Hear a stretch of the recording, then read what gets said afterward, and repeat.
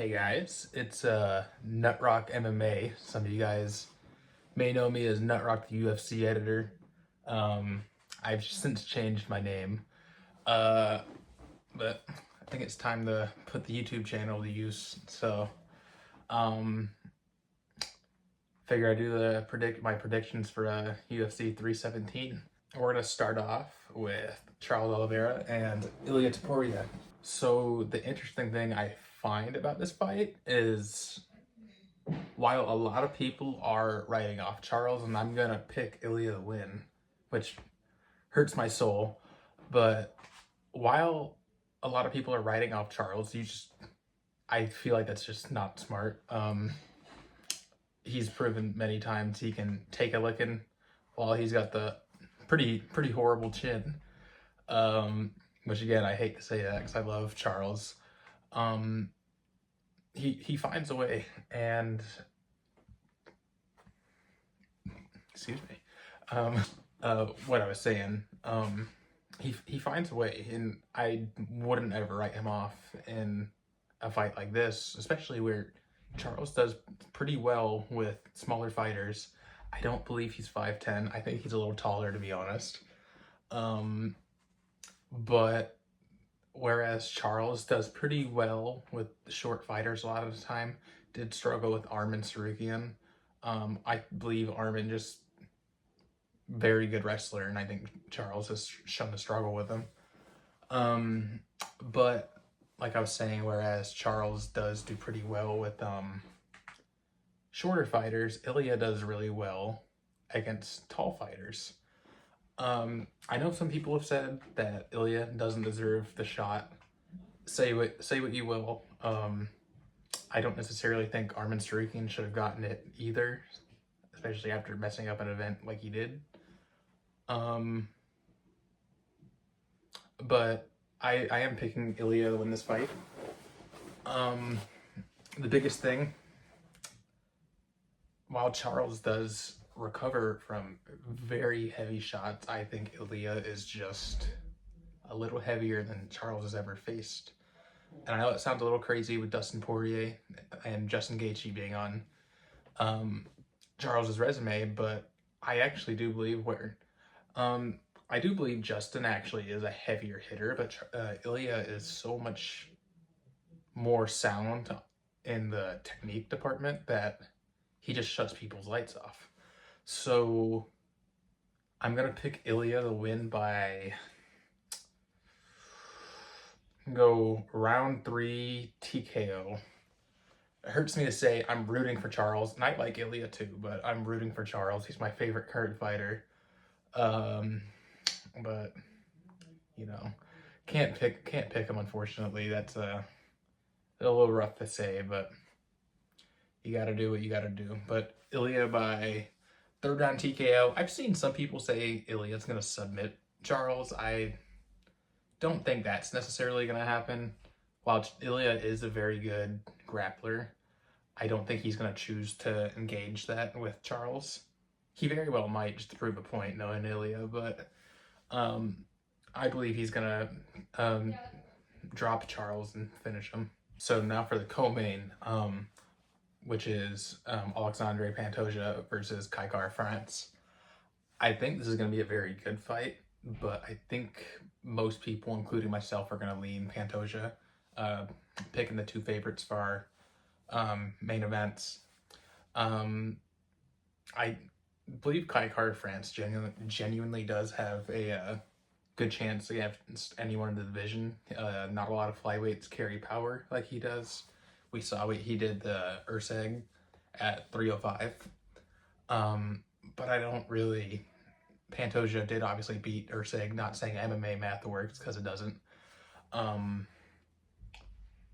But I believe Pantosia has a good enough chin to weather the storm, and Pantosia's experience in 5-round fights has been very essential. I know people, including myself, I've dogged on him before for finishing fights kind of badly, the backpack warrior, you know, but he gets through it. He gets through extremely difficult fighters, especially strikers. He's beaten Moreno 3 times now, I think.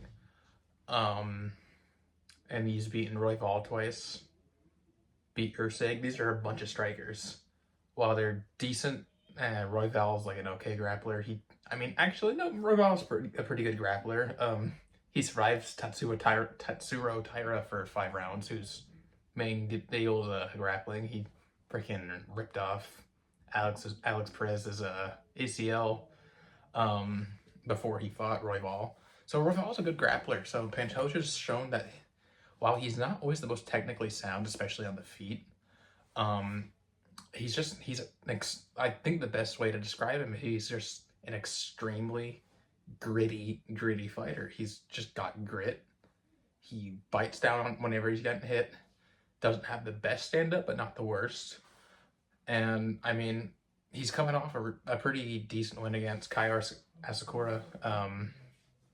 2nd round submission. I mean, he took that goddamn knee that went right to the chin and just ate it like nothing. I mean, I don't think any other flyweight takes that survives. So I'm gonna pick Alexandre. Excuse me, I don't know why I can't talk. Alexandre Pantosia. A part of me wants to say submission. But Kaikar France actually has pretty decent takedown defense, and he's been in some 5-rounders as well. So I'm gonna say Alexandre Pantosia by decision. So, excuse me. Ronaldo Moicano versus Beneil Dariush. I really like this fight.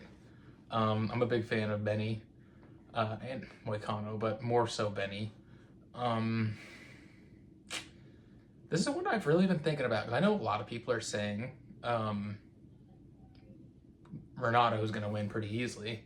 And while I totally see that, a weird part of me kind of wants to pick Benny. I do believe, especially in his prime, Beneil Dariush is the most underrated UFC lightweight. He fights at such a good composure. He's like, it kind of looks like he doesn't give a shit in the fights sometimes. He's kind of just like got a dead face, just moving around, and then he'll hit you with a spinning back fist that knocks you on your ass. But Beneil's extremely good. I mean, I know there was a point where people were saying he would be a pretty good match for Islam Makhachev, and honestly, I think skills-wise, he matches up pretty well. It's just that his chin's kind of paper. But a part of me wants to pick, and here's the thing, I actually believe Beneil might be a better, this might just sound crazy, I might just sound like a casual, but I've looked through the film. I think Beneil's just a better grappler than Moicano. And I know that sounds nuts, but Moicano, while Moicano's very, very good, he doesn't have quite the name value that Beneil Dariush does.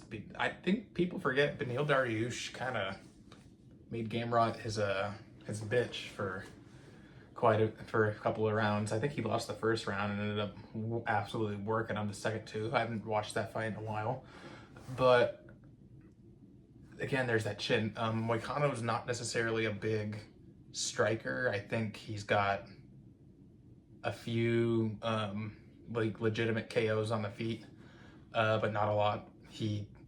But here's the thing: he absolutely beat the brakes off of Benoit Saint Denis.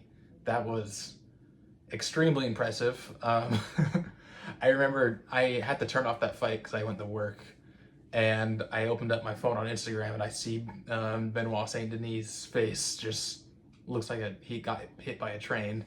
So there's always that possibility where Ronaldo Moicano just mounts Beneil Dariush and lets him have it for 3 rounds. But I'm actually gonna pick Benny by decision, I think.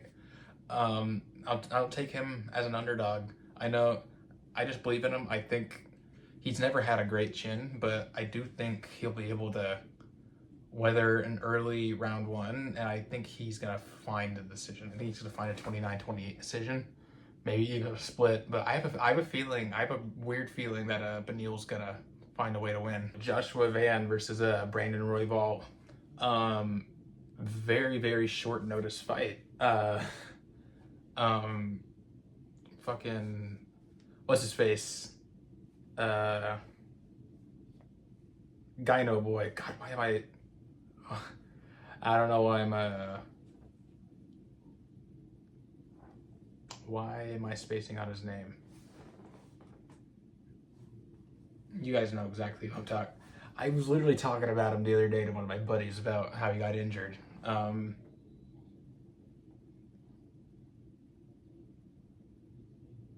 Manel Cop.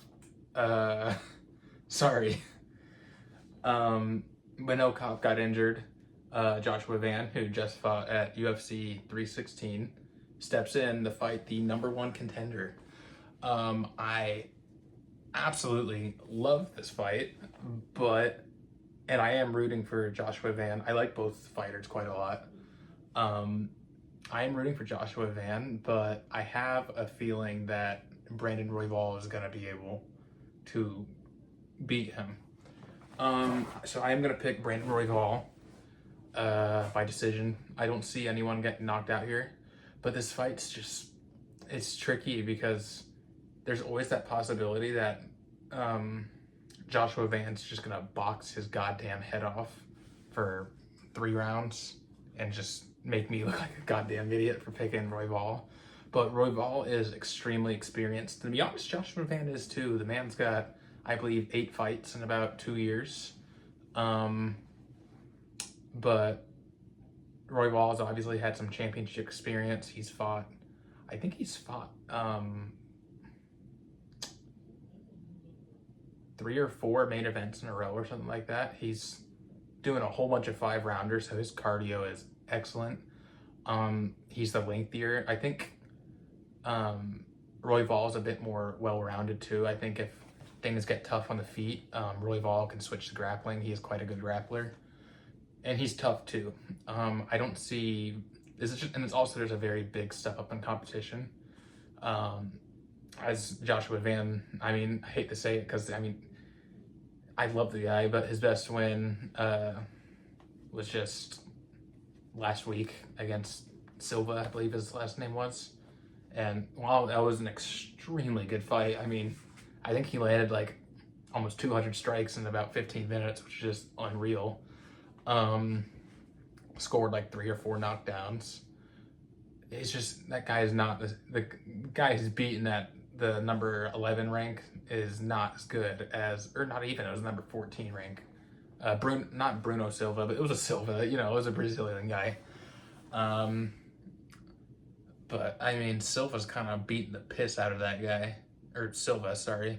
Van's beating the piss out of that guy, but that guy is not Brandon Royval. So I'm gonna take Brandon Royval also by decision. I think it'll be I think it's probably gonna be fight of the night. But I think it's gonna be a great fight. I'm gonna take Brandon Royval on it. Payton Frank Ocean Talbot versus Felipe Lima. This got added pretty recently, about 2-3 weeks notice, I think. I didn't expect it. I thought Talbot was gonna take more time off. I don't know why. I thought he just kind of was. He's coming off what a lot of people, including myself, consider I don't like throwing around the word fraud check because I'm the guy sitting in the chair, bitching and moaning about UFC, and Talbot's the guy who's fighting. But I think Talbot did get pretty clearly fraud checked against an old Raoni Barcelos. And while I don't think Talbot's bad at all, Felipe Lima is really good. I think this has potentially fight of the night. I do see Lima struggling with Talbot's range, admittedly. Talbot, I mean, he is just massive for the division. I believe 5'10", something like that for bantamweight, which is just unreal. That's taller than me by a good 3 inches or so. Yeah, I'm 5'7", that sucks. But he's a very large bantamweight. But I'm actually gonna pick Felipe Lima there, and I'm not gonna pick him by KO. Talbot actually did take some pretty good shots from Barcelos. I almost want to go.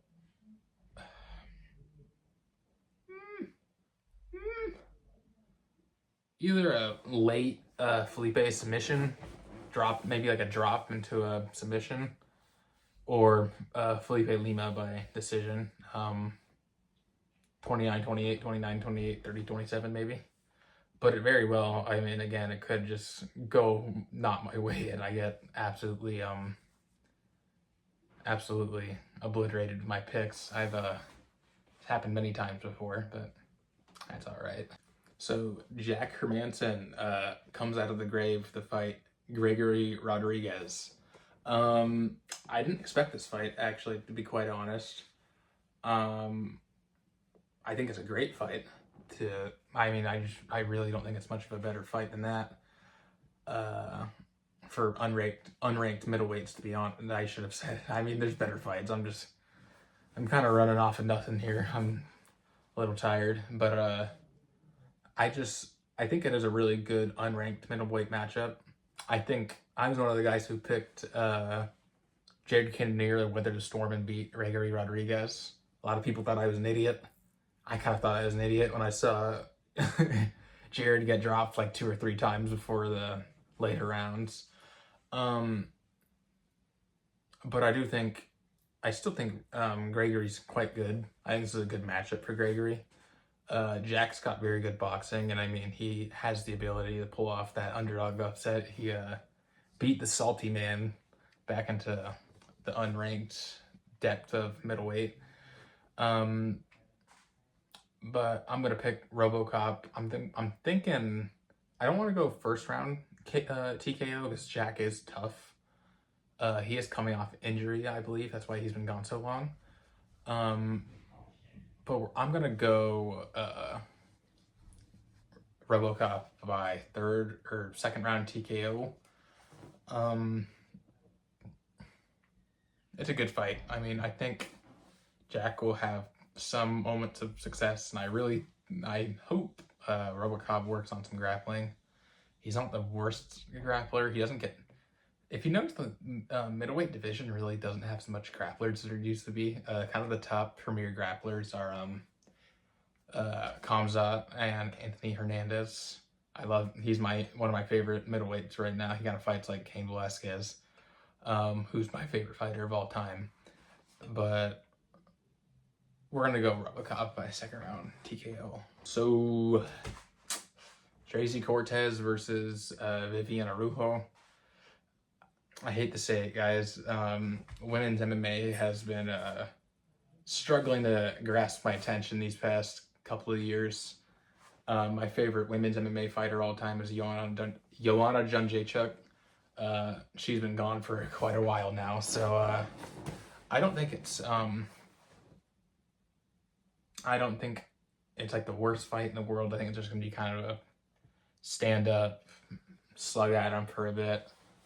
Typical women's fight. I don't think it's anything special. I'm just gonna take Tracy Cortez by decision. She lost pretty convincingly to Rose Namajunas last September, I think. I don't really remember. Got her ass handed to her. Her lashes were blowing off of her face. But yeah, I'm just gonna take Tracy Cortez by decision. She's about a 2-1 favorite right now, I think. Typical kind of prelim-y fight. It's like, you know, it's okay. It's just there. Hydra Emil versus Jose Delgado. I'm actually gonna take the underdog Emil. I'm not really gonna lie to you. Wow, this is gonna be a really good card. This is not the best international fight week we've had. A little disappointed.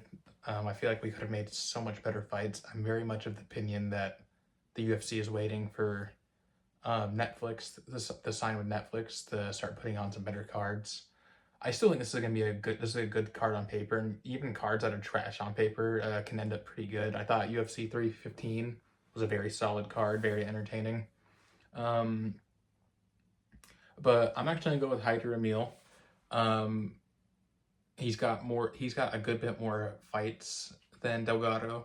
Delgado has one fight in the UFC and a win on Danny White's Contender Series. He's coming off a split decision victory, and he's actually the favorite. And excuse me, Emil is coming off a win against William Gomi. I don't think that's a pretty decent win for unranked.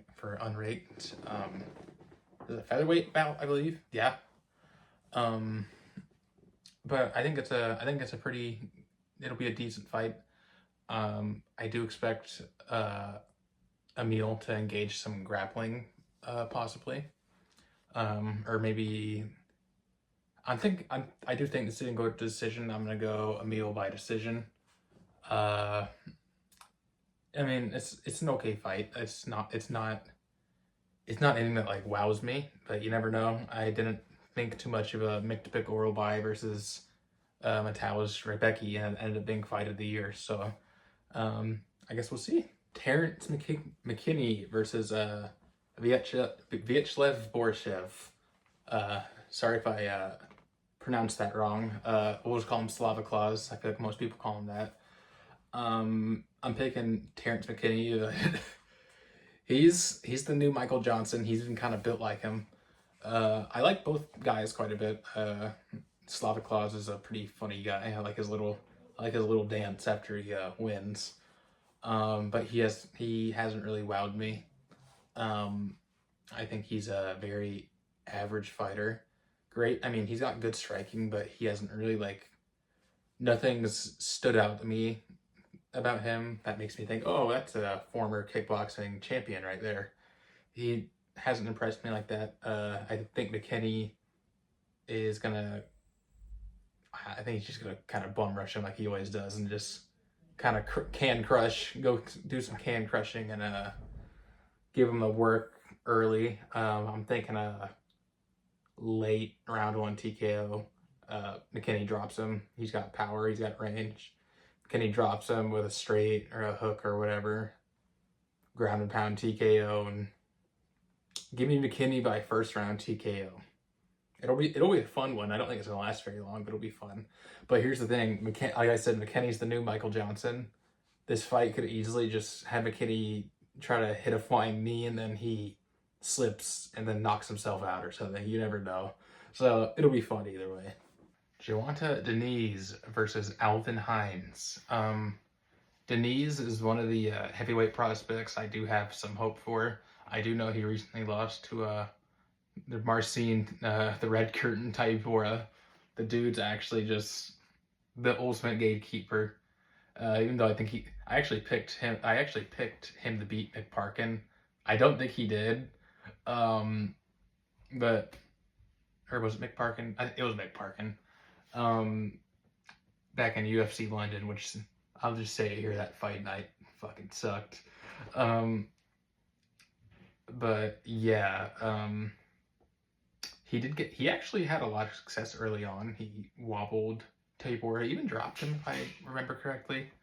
I'm gonna do some film, but before I start doing these from here on out, I kind of just spontaneously thought, let's put this YouTube channel to work.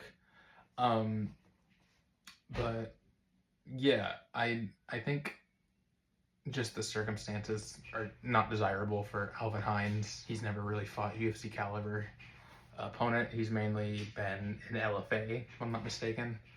I think Denise is going to be able to keep on the feet. I think the loss to Tybura might have done more good for him than bad. It's good to... I think a lot of these heavyweights get too far without realizing the holes in their game. Joanna Denise, it took him 2 or 3 fights in the UFC for his ground game to get exposed. So I would like to think that he's been working on that. I think he's been able to keep it on the feet. And I think he's going to be able to get a second round I'm going to go second round TKO. I think Hines will be able to survive. Heavyweight's unpredictable too because everyone's huge. I do like that about Joanna Denise. He's not the most fat heavyweight ever. He's not necessarily the skinniest. That's my issue with the heavyweight. I was bitching about it on the Twitch stream too. I just hate the quality of athleticism a lot of these heavyweights are presenting us, I thought maybe we should pursue the idea of a. Sorry if you can hear the washing machine in the back. I still live with Mama, but I think we should pursue the idea of like legitimately getting like a BMI limit. So we're not. I actually got verbally mad at Martin Boudet. Last time I fought, the dude was literally jiggling all over the screen every time he moved, and he's a ranked UFC heavyweight now for beating a light heavyweight on short notice who was on the regional scene. That's insane to me. So, but anyways, getting off topic. Joanna Denise by second round TKO, I believe, or could even just get a flatline KO. But I'm gonna go second round TKO. Typical heavyweight fight. It was gonna be Justin Tafa. I was gonna pick Joanna either way. I think. I like the Tafa gang, but they suck ass. So that's all right. But yeah, I'm gonna go with what I go. So remind me to do it the other way around next time, kind of how Guru does it. I picked the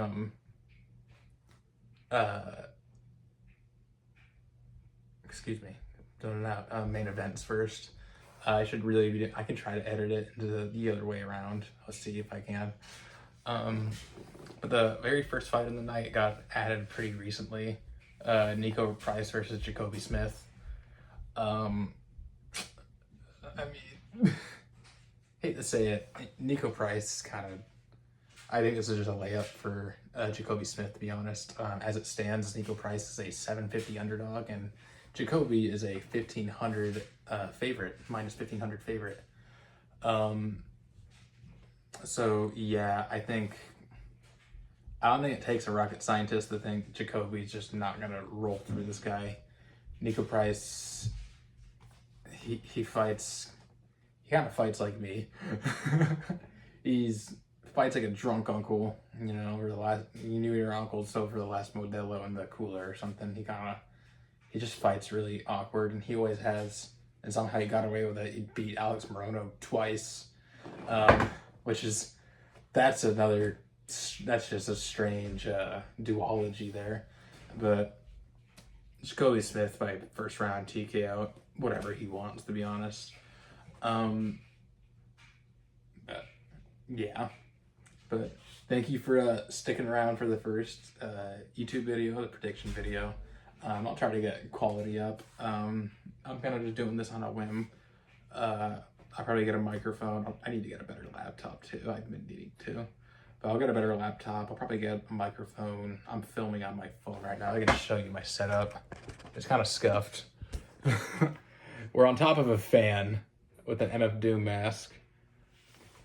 And yeah, so not the best, but thanks for watching, and production quality will get